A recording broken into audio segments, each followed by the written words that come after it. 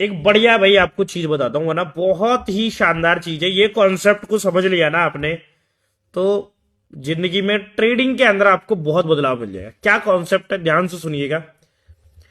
देखो, अगर आपके पास मान लो 1 लाख रुपए, अब आप मान लो कि ये ही आपके अंतिम 1 लाख रुपए हैं। अब अगर ये आपने जीरो कर लिए तो भाई यहां पे आपकी ट्रेडिंग जर्नी खत्म। तो अब क्या करोगे आप?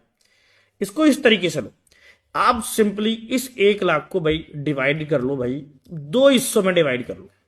कि भैया 50,000 तो मैं कर देता हूं यहां पे जमा अकाउंट में, 50,000 पे मैं लूंगा अब रिस्क। 50,000 पे कैसे रिस्क लोगे? इसको आप ना भाई महीने में हम मान लेते हैं, 1 महीने में आपने ट्रेडिंग सीख ली है पहले, वो जरूरी है। पूरा कोर्स देख लिए भाई, फ्री कोर्सेज है वो लेके देख सकते हो आप, यूट्यूब पे वीडियो देख लिए, मेरे साथ ज्वाइन कर लिया, पेपर ट्रेडिंग कर ली, सारे कॉन्सेप्ट क्लियर है। अब 50,000 पे मैंने रिस्क ले चालू किया। 50,000 को क्या करो, 20 हिस्सों में डिवाइड कर दो। ठीक है, यहां पे क्या आ गया भाई, 2,500 का अमाउंट निकल के आ गया। अब ये जो 2,500 का अमाउंट है ना, ये अल्टीमेट अमाउंट है, इसको दिमाग में बिठा लो। 2,500 का मेरा एक दिन का मैक्सिमम लॉस हो सकता है, ये सेट कर लो आप। अब अगर आपकी किसी भी ट्रेड के अंदर, अब देखो 2,500 एक ही ट्रेड में उड़ा दिए, एक ही ट्रेड डेली ले रहे हो, मान लो पहली ट्रेड गलत चलेगी, कम से कम 2 ट्रेड तो मिनिमम होनी चाहिए वैसे, क्योंकि छोटा अमाउंट है तो भाई ज्यादा ऑप्शन नहीं है।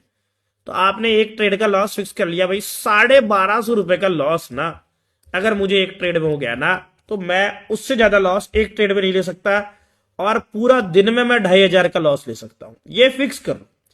अब 1,250 का लॉस अब आप फिक्स कर लोगे ना, तो आपको उसी तरीके की ट्रेड लेनी है जिसमें 1,250 से बड़ा रिस्क ना, क्वांटिटी उसी हिसाब से लेनी है।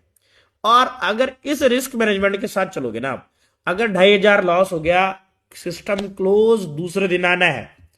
एक ट्रेड में 1,250 लॉस हो गया, उसके ऊपर चाहे कितना मन करे कभी होल्ड नहीं करना है, एसएल मतलब एसएल। ये चीज कर लो भाई, इसी को कैपिटल मैनेजमेंट कहते हैं, आसान भाषा में आपको समझ में आ गया होगा। ये कर लोगे, चीजें सेट है आपकी, पूरा कैपिटल मैनेजमेंट शॉर्ट है। अब किसी के पास 1 लाख है, किसी के पास 10 लाख है, किसी के पास 1 करोड़ है। आप इस तरीके से, आपको एक बेसिक एग्जांपल है, इस तरीके से कैपिटल मैनेजमेंट को सीख सकते हो।